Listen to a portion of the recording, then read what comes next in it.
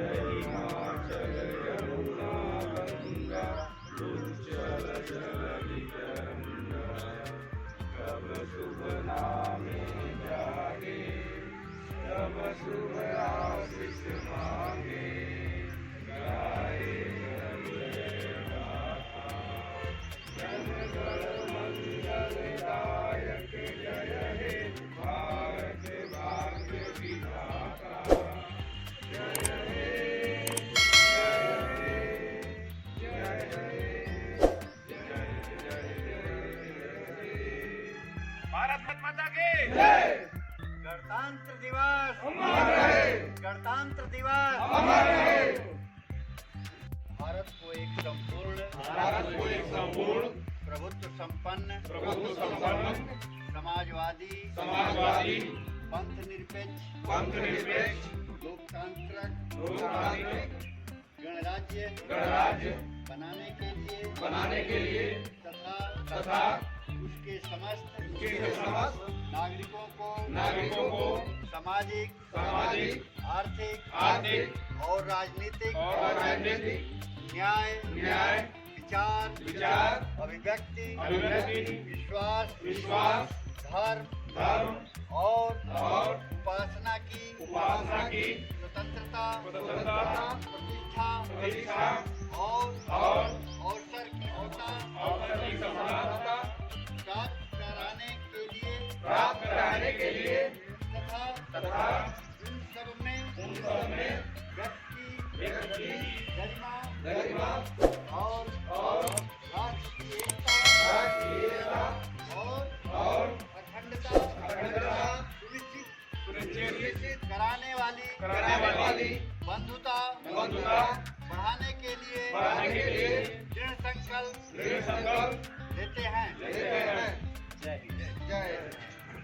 देश के प्रति नियत पॉजिटिव होनी चाहिए कि जो कुछ हम करेंगे देश के फायदे के लिए करेंगे, देश की मजबूती के लिए करेंगे।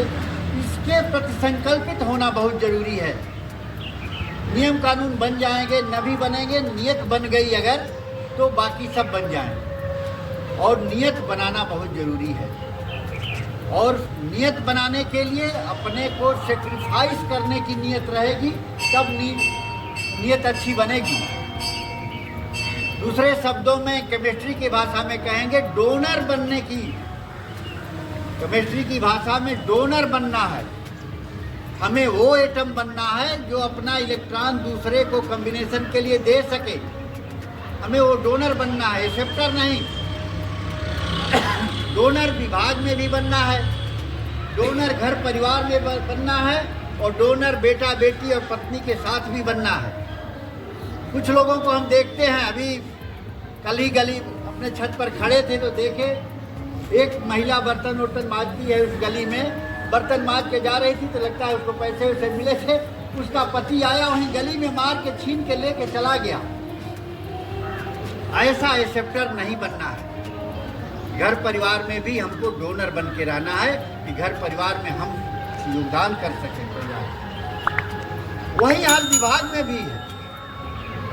हम कितना पाते हैं उससे ज़्यादा देने की तमन्ना होनी चाहिए। अगर उससे ज़्यादा देने की तमन्ना नहीं है तो डोनर हम नहीं हैं, हम एक्सेप्टर हैं। अगर हमको 8 घंटे काम करना है तो 8 घंटे काम करना है। ज़रूरत पड़ी तो हम 9 घंटे भी काम कर लिए, तब हम डोनर हैं। अगर 8 घंटे की जगह पर 4 घंटे में ही हमने कह दिया कि हम तो थक गए, हम तो ओवरलोड हो गए, 4 घंटे भी जो काम नहीं करते हैं वो भी एक क्लेम करते हैं कि हम बहुत ओवरलोडेड हैं। ये कौन सी ओवरलोड की परिभाषा है भाई? आप 4 घंटे भी काम नहीं करते हो, ओवरलोडेड भी हो गए। तो ये जो मानसिकता है, ये मानसिकता निकालना ही होगा। डोनर की मानसिकता लानी ही होगी। देखेंगे बहुत सारे देश जो कॉमनवेल्थ देश कहे जाते हैं, उसमें राज्य का हेड यूनाइटेड किंगडम की महारानी होती है। उसमें ऑस्ट्रेलिया, कनाडा बहुत सारे लोग हैं। उनकी अभी इंग्लैंड के प्रति सिंपैथी है, लगाव है, मजबूरी है, जो भी है। तो डोमिनियन स्टेट कहलाते हैं। स्वतंत्र तो हैं लेकिन गणतंत्र नहीं। गणतंत्र जब अपना देश बनने की राह पर था, बहुत सारी चीज़ों का संविधान सभा बनाई गई कि हमारा जो देश है उसका अपना संविधान होगा तभी तो गणतंत्र होगा। संविधान बनाने के लिए जो देश के अंदर रीति रिवाज हैं उनको भी समझना है, जो विदेशों से संबंध हैं उसको भी समझना है। इन सब चीज़ों को समझने सोचने के लिए एक संविधान सभा का गठन किया गया। संविधान सभा में देश के विभिन्न भागों से लोग चुन के आए। बहुत विचित्र दशा थी। जो प्रारूप समिति के अध्यक्ष अम्बेडकर जी थे, लग रहा था कि कहीं से चुन के आ ही नहीं पाएंगे,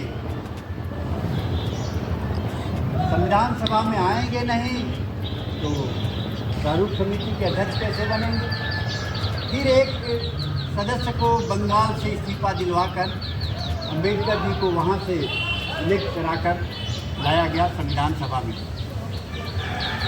यही संविधान सभा जो बनी, देश के संविधान का निर्माण का पूरा दायित्व था। राजेंद्र प्रसाद जी संविधान सभा के अध्यक्ष थे और तमाम अलग अलग समितियां थी, देश की समिति, ड्राफ्ट, लेकिन उसको टोटलिटी में ड्राफ्ट करने की जिम्मेदारी अम्बेडकर जी की थी कि सबको समझिए और अच्छे से ड्राफ्ट करिए।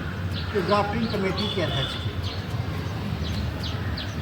ये सब चीज़ें जब चल रही थी, तमाम तरह के विरोध भी उसमें होते थे। संविधान सभा में करीब 365 लोग थे और एक प्रकार से जब गणतंत्र लागू हुआ तो संसद नहीं चुनी गई, तो संविधान सभा के जो सदस्य थे उन्हीं को संसद सदस्य बनने का अवसर मिल गया। मान लिया गया कि जो हमारी संविधान सभा है यही देश की पहली संसद है और उसमें सब लोग संसद भी बन गए। कन्याकुमारी और गुजरात से लेकर उत्तर राज्यों तक इतने बड़े भूभाग को एक सूत्र में बांधने का, एक ही शासन व्यवस्था लागू करने का, जिससे कि पूरा अपना देश एक सूत्र में बंधा रहे और सुचारू रूप से चलता रहे। तो इसकी समस्त जिम्मेदारी बाबा साहब डॉक्टर भीमराव अम्बेडकर के कंधों पे आ गई।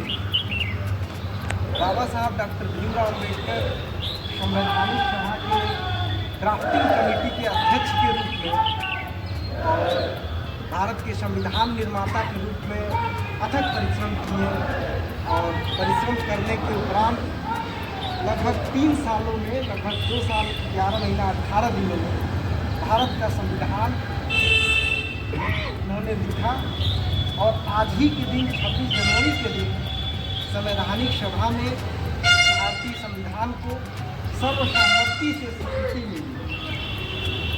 आज ही के दिन ये स्वीकृति मिली कि भारत का शासन व्यवस्था संविधान के अनुसार चले।